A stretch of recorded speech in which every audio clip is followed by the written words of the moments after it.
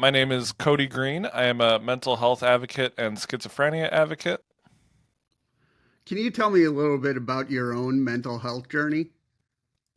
Yeah, so my journey with schizophrenia and mental health actually started before my own diagnosis. I was raised by a mother with schizoaffective disorder. And so, for anyone who is listening that might not know, schizophrenia or schizoaffective disorder is a combination between schizophrenia and a mood disorder. In her case, it was bipolar. She started having symptoms when I was a preteen, becoming a teenager, and she was a single parent working three jobs. So when the symptoms began, her three children became her full-time caregivers. So it was with her that I actually saw a lot of the stigma surrounding mental health and mental illness. And it wasn't until I went off to college that I started to have my own symptoms. So I started struggling with delusions, hallucinations, and paranoia. And I was going to school and working full time, and I ended up flunking out of college and losing my job, and I fell into active addiction. And for the next 2 to 3 years of my life, I was either struggling with active addiction or I was incarcerated. And it wasn't until I got out of jail that I was able to get sober and start, looking into my mental health. And that's when I got a diagnosis of schizophrenia. And over the last about decade of my life, I've been working on recovery, trying to get stable on medication, and now I am a full-time mental health advocate. What is it like sharing your story out to the public? It was really hard at first because there is a lot of misunderstanding Yeah. about schizophrenia. There's a lot of stigma about schizophrenia. And so I was always met with really uninformed, almost hateful comments. The longer I do this, the more that I educate people about schizophrenia, the easier it's gotten because I have such a huge following now of people that are very supportive of what I do, but they also, because of my content, have a better understanding of. Oh, sorry. They also, because of my content, have a better understanding of schizophrenia, how it affects people, and so I've built a really supportive community, and it makes it a lot easier to share about my life when I have all of this support around me, and I have all of these people who are fairly educated on what mental illness looks like. What is it like talking to people and hearing their stories? I think that might be one of the favorite things that I get to do as an advocate is I do love sharing my own story, but I get to travel all over the country and I meet advocates, I meet patients, and then I meet caregivers of people who are diagnosed with schizophrenia or some other severe mental illness. And to me, that's so impactful because these are the people that I get to really impact when I'm making people know more about schizophrenia, when I'm educating people about mental illness. I know that it's having a direct impact in some of these people's lives because they'll tell me that as part of their own story, how like they've felt less alone because they found someone else who is sharing their story, or how they've been able to use my content to help educate friends and family members so they can get more support from them. So whenever I get to hear other people's stories, it also reminds me that we all have unique journeys. No two journeys are the same. And I think that's so important for people who don't struggle with mental illness to be able to see and hear, just so they can have a better understanding of how it affects, not just one person, but people all over the world. I know for me, I live with bipolar disorder too, and it always feels better when I hear stories about people with relatable, mental health issues, illness, succeeding.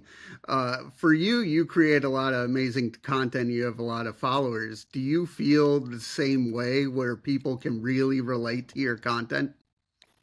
Yeah, of course. I think anytime I get a comment or a message from a patient telling me that my content has helped them feel less alone or helped them feel more secure in their own diagnosis or help them reach out and ask for help from someone else, it always makes me remember why I do this and why I do mental health advocacy, why I try to help support people.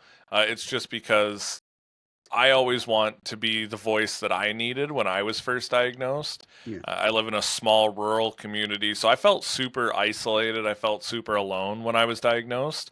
And, social media and mental health advocacy has kind of given me a voice to help other people not feel that way in their own journeys. And so I get dozens of messages every day. I get comments every day from other patients telling me how me sharing my story has helped them, and I couldn't imagine doing anything more impactful than that. And with your content, some of it is pretty funny. You do a good job with the comedy and stuff. So, how important is it to, mental health doesn't always have to be negative feeling or all that stuff? What is it like adding some humor to it? Yeah, I think I got a lot of pushback when I started introducing like humor and comedy into my advocacy, but I try to educate people about why I do it because Yeah. for me, comedy became not just a way for me to reach more people. It was also how I was healing and how I was dealing with the trauma of what I've been through. Um, as a mental health advocate, every single day I'm reliving, the stories of some of the hardest times in my life. And comedy allowed me to do that same thing where I still get to share my story, I still get to educate people, but I get to do it in a way that is safer for me, a little bit more productive, and really lets me cope with everything I've been through. And so I've also found that it helps people who might be too nervous to talk about mental health really be involved with the conversation because it is tough. Mental health has a lot of stigma around it. Mental illness has even more stigma around it. In a lot of areas in the country and in the world, people are taught not to talk about it, that they're supposed to ignore it, that they're supposed to just be stronger than it. And uh, we don't have a lot of productive conversations happening in certain communities and in certain parts of the world. And so by using comedy, I can reach people who otherwise I don't think would have Yeah. ever started having the conversation about what is mental health, what does mental illness look like, how does it affect people, especially schizophrenia being even more stigmatized than most of the illness. Yeah, for you, how important is it to have a strong support system? My caregivers in my life were a large part of why I was able to get help. So my wife has been with me since before my diagnosis. My mom, like I said, at one point in my life I was her caregiver, and then when she got well and I went off to college is when I started having symptoms and she had to become my caregiver. So I had someone in my life who had literally been through it, the schizophrenia, the addiction, and so having her there was crucial.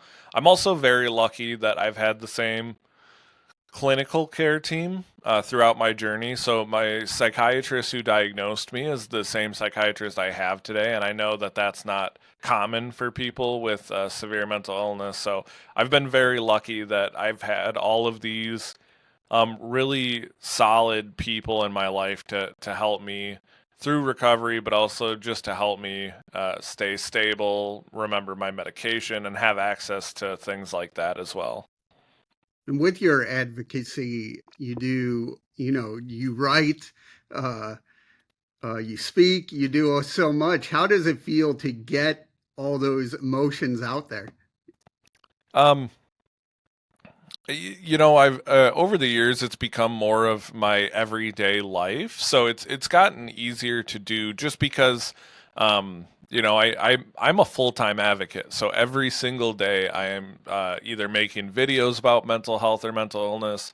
I'm either doing speeches about my content, or I'm doing speeches about my schizophrenia or whatever it is. I'm always reliving these moments in my life. I'm always talking to people about my mental illness. I'm always talking to people about schizophrenia, and so for me, it's just become really important that I take care of myself while I do that too, and try to help educate people while still being able to be the advocate I need to be and be healthy and focus on my own self care because I struggled with that in the beginning. And so, with all the things I get to do now, I just really try to remember that. There's the famous saying, you can't pour from an empty cup. And if I'm going to be a good advocate and I'm going to tell people, how to manage their lives with mental health or mental illness, then I need to be doing those things myself. What are some of the things you've learned from your wife? My wife has been one of the people who, right when I got diagnosed, she went out of her way to educate herself about schizophrenia. She really showed like the ability to understand something with little to no knowledge of it. She really went out of her way to care for me, understand what I was going through, and to me that really showed like the it showed me that like anyone could do that if they wanted to, and I think that's why I pursue advocacy so hard. Um, when I started having symptoms, she and I had only been dating for about a year. And so she became almost a full-time caregiver for a boyfriend that she had only been dating for a year. She didn't have to do that, you know. She didn't have to help me. She didn't have to stick around and she did, and it showed me a lot about empathy and being there for your loved ones. And so she's inspired me not only as a caregiver but as an advocate, and she really is the epitome of being able to understand how to help someone with the amount of education and resources you're able to find. And she was able to find all of these different resources and programs and nonprofits and educational sources so that she could be better educated, but also she provided that stuff to me so that when I was finally to a point of stability where I was on medication, I was going through treatment, I had all of these different resources. I was able to go into peer support, all of that stuff because of what she was able to find. And while I was doing my research, I saw that you do some stuff with Johnson and Johnson. Can you tell me a little bit about that? Yeah, so I started working with Johnson and Johnson in 2022. I met them at the Healthy Voices conference. It's a conference that they sponsor where they bring health advocates from all over the country in different health spaces. So there's, of course, schizophrenia and mental health advocates. There's also HIV advocates, cancer survivors, stroke survivors. It's people from all different types of health advocacy. And I got connected with them through that, and they were able to sponsor and allow me to host the Unseen and Unheard podcast, which is a podcast I've done with them where I interviewed all other people with schizophrenia. It was really eye opening to me because, once again, you had asked me earlier about sharing other people's stories or hearing other people's stories. And that was one of the times where I really got to hear another I got to hear a lot of other advocate stories, and that always really impacts me because it reminds me how unique our journeys are. They also have me doing what we call patient roundtables, where I get to travel all over the country and I get to talk to patients in and outpatient facilities. And the idea of that is just trying to provide them with a little hope. I always tell everyone when I go to these that when I was first diagnosed with schizophrenia, it felt like a death sentence. And the reason for that is I didn't know that it was possible for a person with schizophrenia to be living a full and functional life. And so when we go to these facilities, we're trying to help people realize that, they don't have to settle for uh, baseline recovery. Like anything can be possible with the right treatment, medication, peer support, and family support.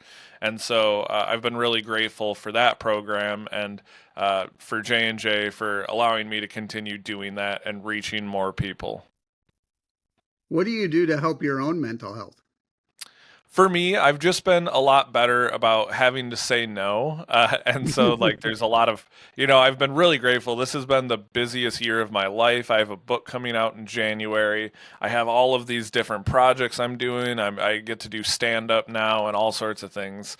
But one of the things I realized early this year was I am not going to be able to do everything. As much as I would love to, I am still a person living with severe mental illness. Right. And I have to not only acknowledge my own limitations, but be willing to stick up for myself. And, that means I have to say no sometimes. That means I have to listen to my body, listen to my brain a little bit. And that in itself has been a journey for me this year because I'm not great at it. I want to do everything. That's, I think, one of the downsides of mental health advocates. We are so passionate about what we do that we want to do it all the time, all day, every day. Because if we're not doing it, we feel like we're failing others and we're not reaching as many people as we could. And I started to realize that I'm not going to be able to reach anyone if I'm not well and if I don't take care of myself and if I don't say no sometimes. So this year has been a year of learning for me about how to prioritize myself so that I can still do the work that I do. Can you tell me about the book? Yeah, absolutely. It's called Minds Over Meetings. It's about mental health and mental illness in the workplace. I actually just got the cover in yesterday. So this Oh, is the nice. so it's all about my experiences in different jobs. I always and I mentioned this in the book. Right when I was diagnosed with schizophrenia, I had a doctor tell me that I would never work, and it wasn't like a question; it was a statement. You will never work again. You should be comfortable being on disability, and that's just how life is going to be. And I almost believed that, and I was very lucky that I had people in my life advocating for me. I had my mom, I had my wife, and I told them, I want to work. I want to be able to get back to doing that kind of stuff.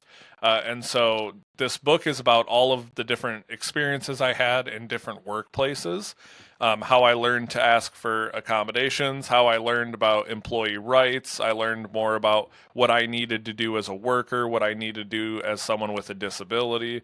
And I'm just hoping that this book can not only help patients who are trying to get back into working, but it's also written for people in human resource, people that are hiring managers, people that are in leadership. It's written for them too to better understand, how beneficial it can be giving someone that opportunity who, yes, might need a little bit of help. They might need a few accommodations, but a lot of people with mental illness want to be able to work. It's just not something that we ever give them the opportunity to do. And so the book is largely about that, and my lived experience combined with some different statistics about mental health, schizophrenia, and my also about my addiction recovery. So, where do you want to see your mental health mission in the next 3 to 5 years? My main focus, I'm going to be really promoting this book and continuing to do mental health advocacy on a speaker level, but also I've been doing a lot more in the last few years with advocating on a like on more of a political level. So I've been meeting with a lot of different legislators here in Wisconsin to try to help pass bills and mental health funding, and I'm starting to do that now on a national level too. I don't like having to be involved with politics or talk to Yeah, politicians, but right. I realize that that's where the change happens. That's where we get the resources we need. That's how we start getting all of the things that we need as people with severe mental illness to have access to medication and treatment and housing and making sure that people that are incarcerated have access to courses or access to resources when they get out. So I'm doing a lot more of that type of advocacy. So I will continue to do all of the things I have been doing, the comedy, the social media. But my big focus is going to be continuing to do my motivational speaking and then really trying to get actual change made for other people who are struggling with mental illness by being in those rooms with those legislators when they're making decisions about our health care and our mental health and how we have access to it. So How can people reach out and learn more? yeah, so my social media is the best way to find me. My username is Schizophrenic Hippie on almost every platform except for Facebook and LinkedIn. And then, I do have a website. It's www.kodygreen.com. And like you had mentioned, and like I've talked about a little bit, I do have a book coming out in January, and it is about mental health and mental illness in the workplace, and it's called Minds Over Meetings. And those are just some of the ways that you can reach out and find me. If you find me on social media, you'll find all my links, and that's where you'll find my email and everything like that as well.